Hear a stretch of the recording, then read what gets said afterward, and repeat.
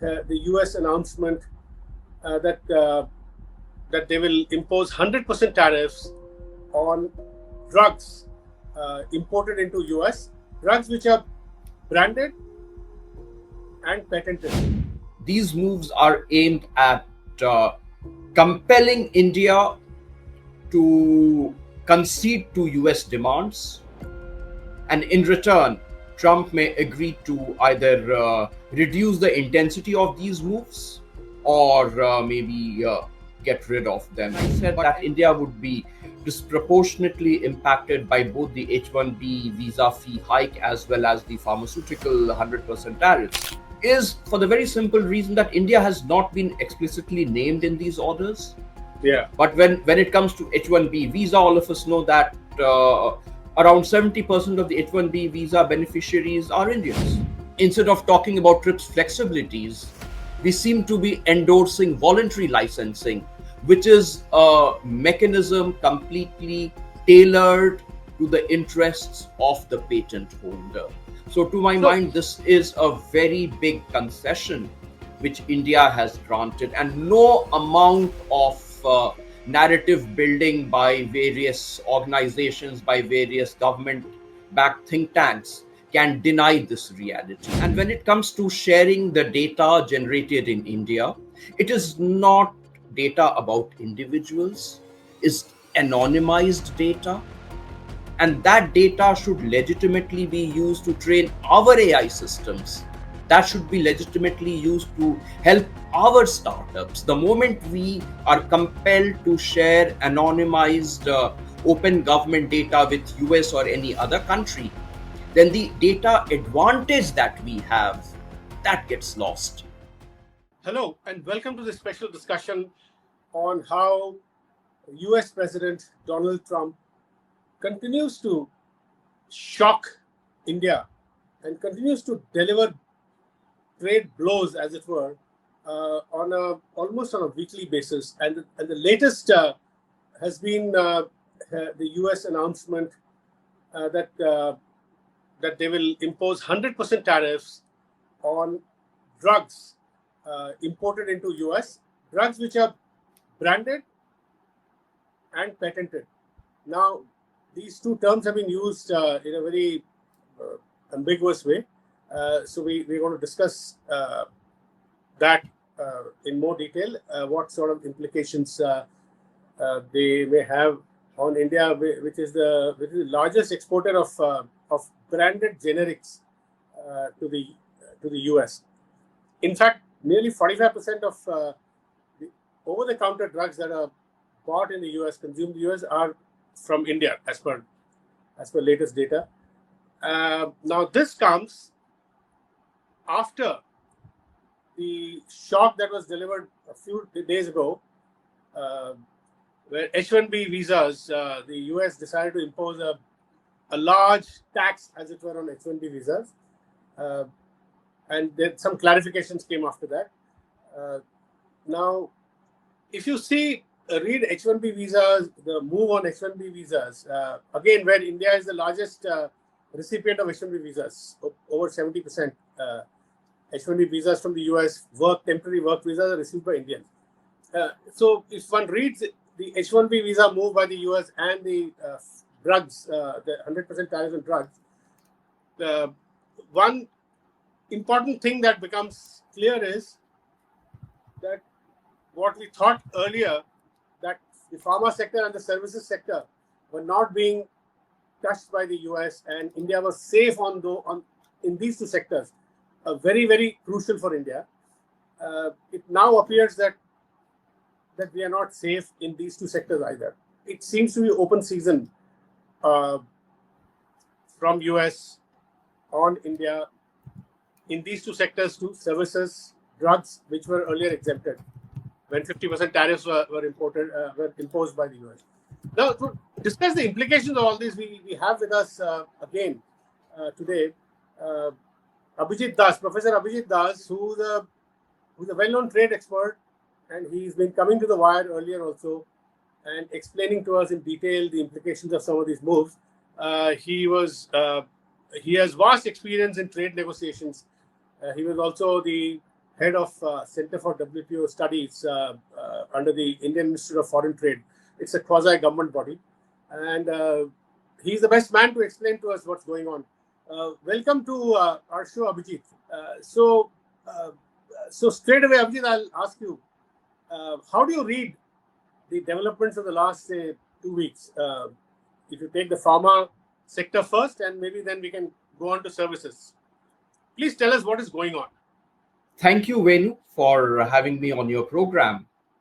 What is going on is very simple. Trump is raising the odds against India in the bilateral trade negotiations. Trump is targeting our pain points. The government of India appears to have held firm on agriculture. It doesn't appear to be yielding in quickly to the US demands. So Trump is trying to hit where it hurts us the most. And the developments in the past couple of weeks in terms of his announcement regarding the proposed imposition of 100% tariffs on branded or patented pharmaceuticals, as well as the $100,000 fee on H-1B visas, both would impact India disproportionately compared to other countries.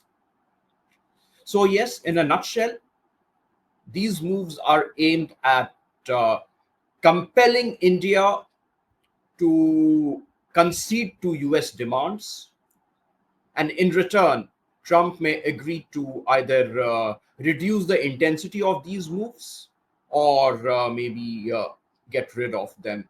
But an important point to bear in mind is that there remains considerable ambiguity about the latest move on pharmaceuticals.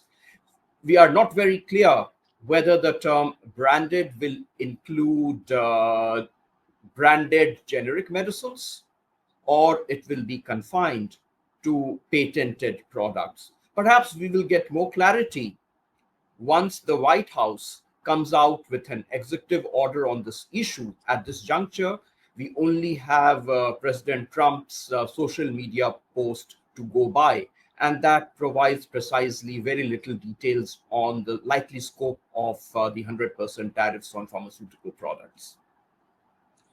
So, Abhijit, you use the word ambiguous. So, what is your sense?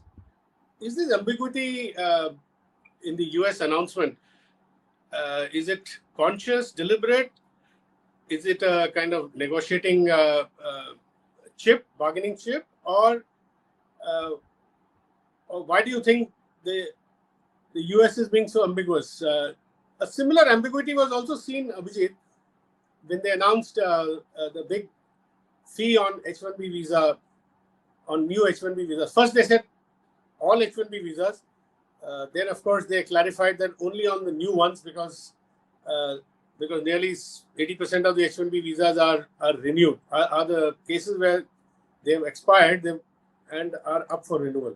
Now, I'm just saying that this ambiguity, it seems to be emerging as a pattern.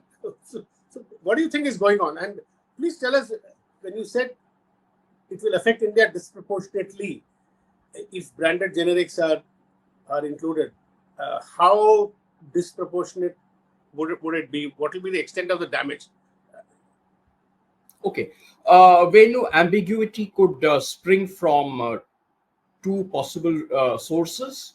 One, of course, is that it is deliberately designed to be ambiguous so as to create a leverage, an extra leverage at the negotiating table.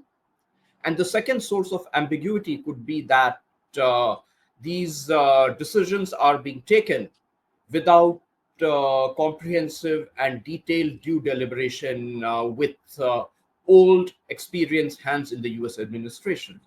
Okay. So ambiguity could spring from both these aspects. And when I said that India would be disproportionately impacted by both the H-1B visa fee hike as well as the pharmaceutical 100% tariffs, is for the very simple reason that India has not been explicitly named in these orders.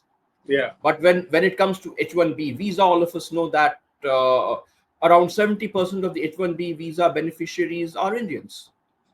Similarly, when it comes to the generic pharmaceutical products, if the 100% tariffs would include within its scope generic pharmaceuticals, and given the fact that India is comprises almost about 45% of total US imports of generic pharmaceuticals, Yeah. so clearly India is the single largest country which will take the biggest hit. Yeah. Okay. So are you surprised, Abhijit, that they used both the terms branded and patented? If they clearly want to convey that this 100% tariff was applicable only on patented drug, then they would have just said patented, because then they wouldn't have used the word branded, because patented necessarily is always branded, right? I don't think there's any patented drug which is not branded. It's in the it's inherently kind of they are inherently expensive molecules are discovered by big brands. So why do you think they use the word branded and patented both when they could have just used patented? The use of the word branded to me seems to suggest that the intention appears to go beyond patented products as well. So a plain simple reading of the terminology or the phrase used by President Trump in his social media post seems to suggest that the scope will go beyond patented products. But as I said earlier, let's await the formal executive order on this issue from the White House. That will give us more clarity and hopefully more certainty. How much, when you said India will be affected disproportionately if it turns out to be branded generics, do you have any figure offhand as to how much India exports to US in terms of branded generics, and what would be the impact? I mean, I'm just just for our audience to get a sense of how much India actually exports to US, the generics, branded generics. One can say that India exports around $8.5 billion of generics. It's very difficult thereafter to separate between branded generics and non-branded generics. So the upper limit would be about $8.5 billion each year. Okay. So Abhijit, now coming to the broader question, is our Indian policymakers, is India being very, very reactive so far? Like until about a month ago, the narrative in India was, okay, so far the tariffs are only on manufactured goods. So we'll deal with it. We'll ring fence. A number of announcements came from government, RBI, that will provide some kind of cushion, subsidy, etc., etc. So what I'm saying is the policy was focused on ring fencing manufacturing, and there was this fond hope and even kind of feeling that services are safe, pharma is safe. Is all that changing? I mean, now, do you think India will have to really sort of go back to the drawing board and start looking at a much more comprehensive domestic policy to deal with this whole pushback or whatever that's coming from the US? Anyone with even an iota of experience of negotiating with the US would have told you from March, April onwards that US actions against India will not be confined only to goods. So I am not sure whether the government factored in this reality. I hope the government has factored in this reality. What we are seeing is President Trump's actions go beyond merchandise trade. It now includes services. And in no time, his actions will also include digital trade as well. Okay. And that could be an area where US would have huge, immense, onerous demands to make from India.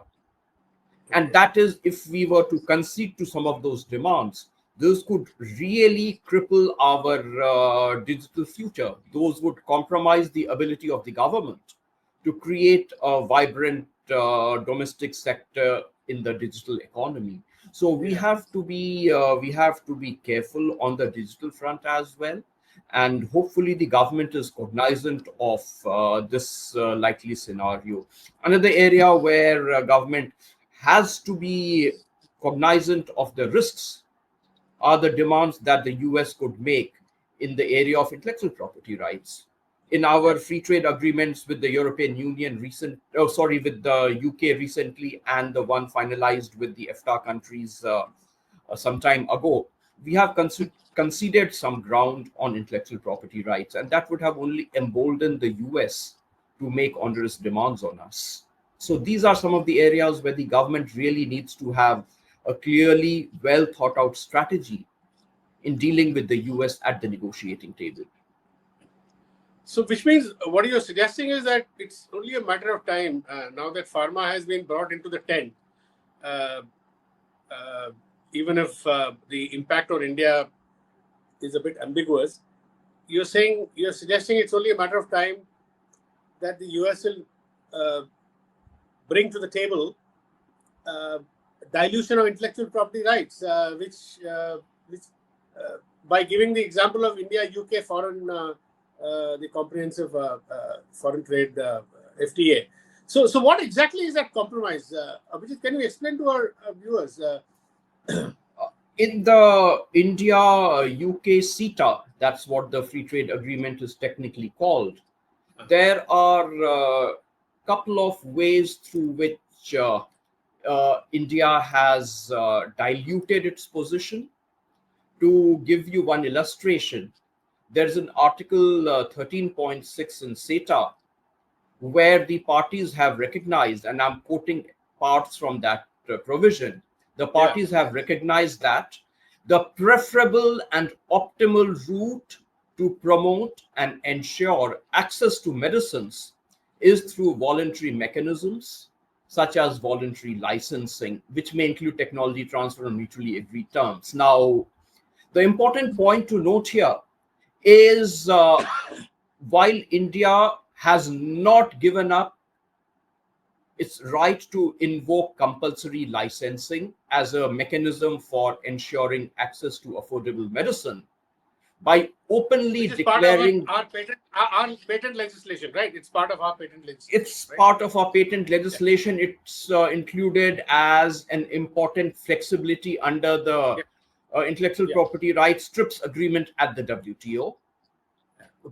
By this sentence in Article 13.6, the government has given a clear signal of the direction ahead of policy.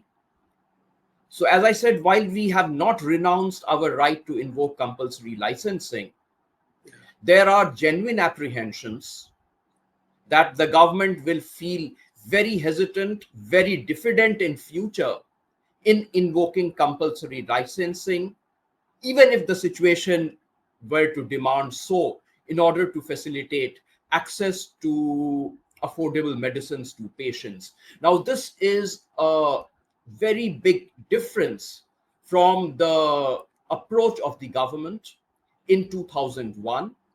Just to take our minds back to those times, those were the days when the AIDS was on rampant, particularly in Africa. yeah, African countries were trying to invoke compulsory licensing and resort to other flexibilities under TRIPS. The yeah. big pharma was trying its best to prevent governments, particularly South Africa, from resorting to TRIPS flexibilities, and many cases were filed in South African courts to prevent the government from going ahead. And that was the time when India, Brazil, and South Africa joined hands at the WTO and ensured that a declaration on TRIPS and public health came out in 2001. That declaration reaffirmed the right of developing countries to resort to TRIPS flexibilities. Okay. It was a very clear signal to the big pharma to back off. And consequent to this Doha Declaration on TRIPS and Public Health, many developing countries, including India, actually resorted to compulsory licensing for making medicines accessible to patients at affordable prices. Now So we you're, seem yeah, now we sorry. seem to have gone back on this. Instead of talking about TRIPS flexibilities, we seem to be endorsing voluntary licensing, which is a mechanism completely tailored to the interests of the patent holder. So, to my So, mind, this is a very big concession which India has granted, and no amount of narrative building by various organizations, by various government backed think tanks can deny this reality. so basically, Abhijit, you're saying that all the gains made by India, South Africa, Brazil, and the developing countries in general over the last 15, 20 years, in terms of flexibility in the IPR regime, are now being kind of diluted or given away through the back door in some of these free trade agreements, as it has happened in UK, and now probably if it has happened with UK, the US may ask for something even more than this. Is that what you're suggesting? Uh, 2 points over here I would like to make. One is that in some areas, we are explicitly closing the doors on TRIPS flexibilities. For example, in the India UK CETA, or prior to that in our FTA with the EFTA countries, Yeah. we gave up on requiring patent holders to provide mandatory disclosure of uh, working of patents on an No, annual that's okay. But basis. I'm saying in So regard to that is, compulsory. yeah. So I'm coming to that. So, and that has a link with compulsory licensing, Okay. because the information which the patent holder files on working of patents, that can form an important basis for compulsory licensing. And the Okay. first compulsory licensing, which was the compulsory license which was granted by India, was Okay. based on this information concerning working of patents. Now, earlier, this requirement was to be in public domain, to be filed on an annual basis. In these two FTAs, we have now made it complete secret, confidential process, and Yeah. information to be given on a 3-year basis. No, The second yeah. the second way through which we are in a way voluntarily signaling that we will not resort to TRIPS flexibilities on compulsory licensing is through what we have done by saying that the optimal and preferred route is voluntary licensing. So legally we still retain that right, but the entire world understands the signal and the direction in which India's policy regime will move when it comes to compulsory licensing. Yeah. And this is not an isolated incident. Yeah. This is not an I mean, isolated incident. for the purpose of the reader, for viewer, I'm just confining myself to the big picture point that the big pharma is on the verge of gaining back some of the things that they had considered over the last 15 years. So big pharma is a gainer following all these, possibly following all these FTAs, etc. Isn't that right? Yes or no? That is a very succinct way of putting it. The big pharma, whatever ground it has conceded, which was very little in the TRIPS agreement, it is gradually gaining back those grounds It's clawing through back. Yeah. it's clawing back through explicit provisions as well as through policy signaling. We are conceding considerable ground to big pharma, which will only have adverse impact on access to medicines, which will burn a big hole in the pockets of the sick and poor in the country.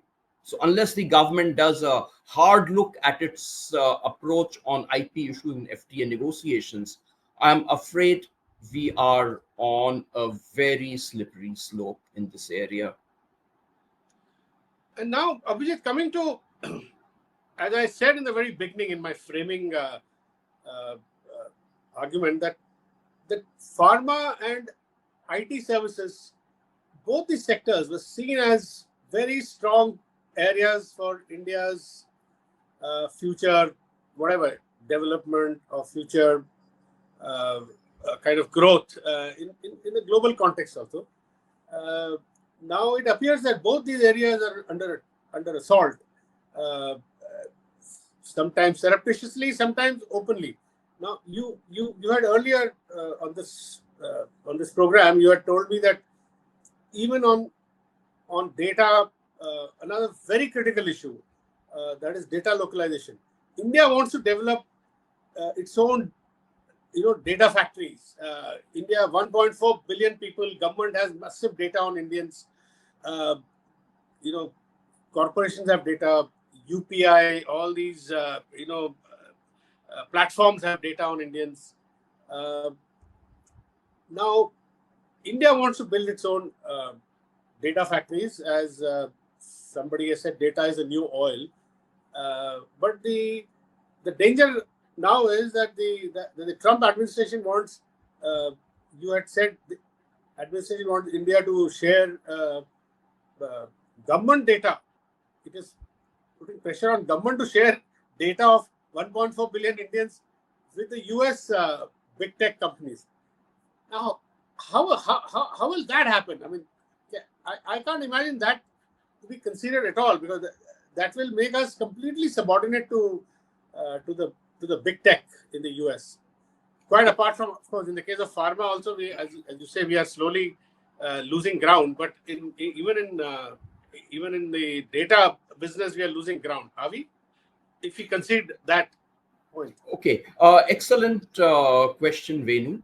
Let's look at the digital sector. An important reality of the digital sector is that those players in the digital sector succeed who have huge amount of data. And you look at Google, you look at Facebook, you look at any of the other platforms, their real source of economic clout is the access to data, and data helps improve the product.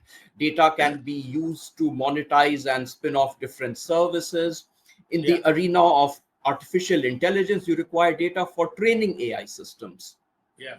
So data is really the nub of success in the digital economy.